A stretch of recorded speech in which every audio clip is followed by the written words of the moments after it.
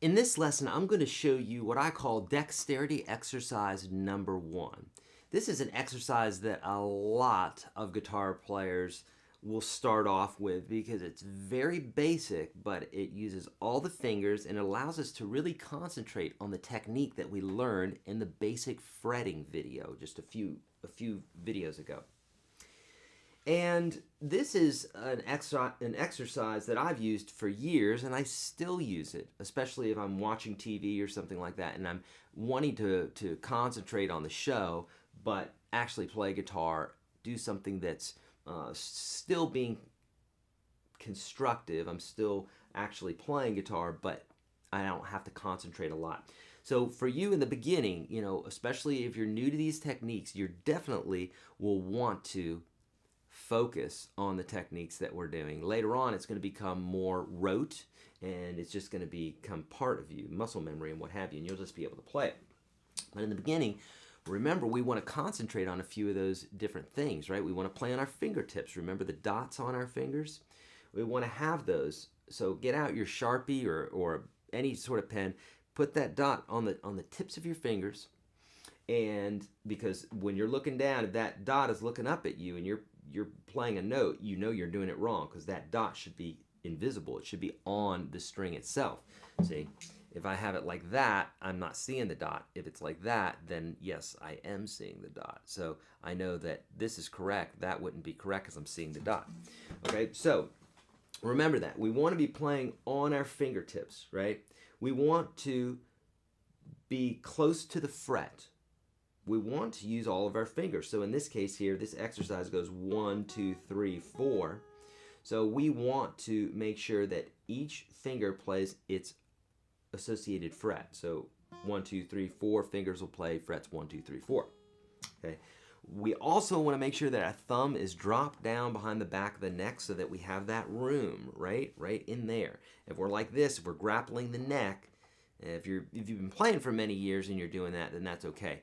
But in the beginning, you really can't do that. You have to learn it the right way first, and then later on, you can start cheating, which is not really a cheat. It's just a little bit more comfortable to hold your hand like that.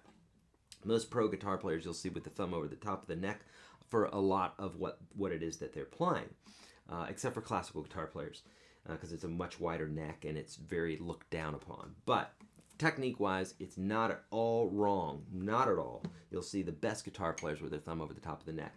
But for you in the beginning, do not do it. I highly suggest not doing that. Drop the thumb so we got that room back there. Now, with all that being said, we also got to curl that last knuckle. So, few things to think about, right?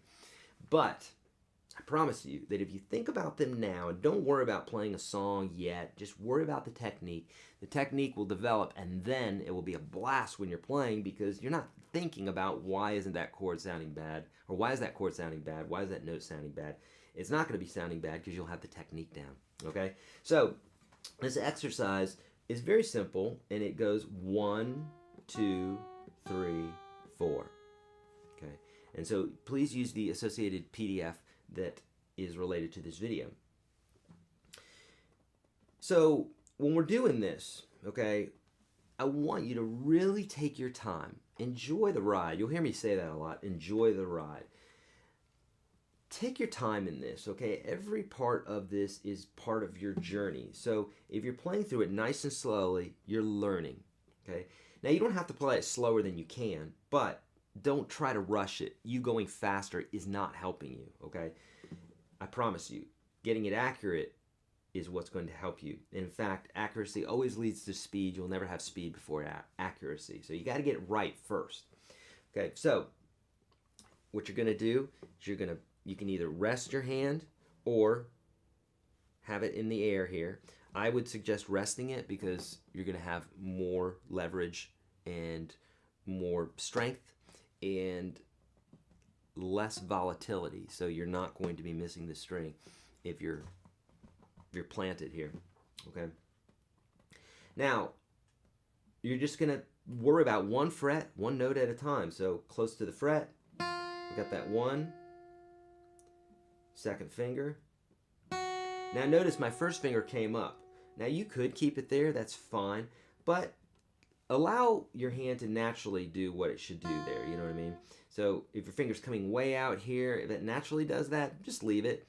But it would be better if it was more of a relaxed movement and the finger just lifted off the fretboard, because later on, if you're going to find out that that may be a wasted movement, okay? A lot further down the line, okay? So here we go. Here's the 1, 2, 3, 4. Now my thumb, the back of the neck, is really not going anywhere. Now it could do this. Some people do that. They'll move their thumb in the back of the neck as the notes are going up. And that's okay if you do that. If you need that, then do that. If not, just leave the thumb where it's at. Now, you'll also find that in the beginning, your pinky may not be able to play that note. And if so, you could bring your third finger over and give it a little boost, pressing down like that. That's totally okay. But later on, you won't need that.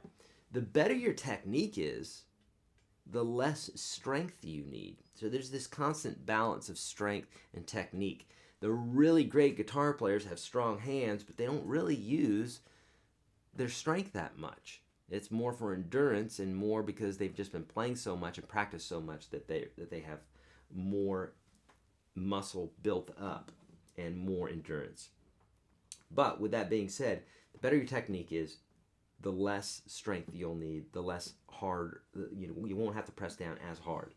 Okay, so once you get through one string, and I'm doing all downstrokes for this, then you've got the next string. And you want to make sure that you're practicing all the strings, because you're going to feel them all different.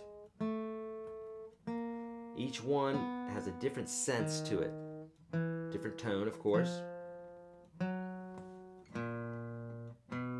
And just the sheer repetition of this is going to get you where you want to get to. Now, for those that are a little bit more advanced, if you're doing other picking techniques, you could do alternate down, up, down, up, down, up, down, up. And for those of you that have been doing this a while, you could get faster at it if you wanted to. But I say that with the caveat of, we're not really going for speed here. We're going to develop the technique. So if you're playing through that faster, you'll probably be on this video, but most folks are not. You know, they've got to learn that technique first. Okay. Now, with the attached PDF, you'll see that there are a myriad of different variations that we can do on this. Okay. Basically, we could, instead of going 1, 2, 3, 4, we could go 1, 2, 4, 3. Or we could go 1, 3, 2, 4. Or we could go 1, 3, 4, 2. Or 1, 4, 2, 3. Or 1, 4, 3, 2. You know, so we have all of these different variations that we can do with this. Then we could start 2, 1, 3, 4, 2, 3, 1, 4. And so on. So starting on different fingers and having different combinations. I believe there's 24 different combinations. But nonetheless, plenty of exercises for you to do in case the 1, 2, 3, 4 gets boring for you. There's many different variations to do with this. Okay? So what I want you to do is take your time with this. The more time you spend with it, the better. Okay, but with that being said, you don't need to be doing this for weeks or anything like that. A few hours to get it out of the, to get it into your system would be great. If you don't have a few hours to do it, you could do less than that. But remember, through these lessons, we're building. And so if you're not good at one thing and we're going to put something else on top of that, then this is kind of a weak foundation. So you want to make sure that you're really building that core, really building that foundation, so that each stack that we put on it, it's a strong foundation. These beginning lessons are really the most important lessons that you're ever going to have. Okay? Take your time with it. Slow and steady wins the race. And I'll see you in the next video.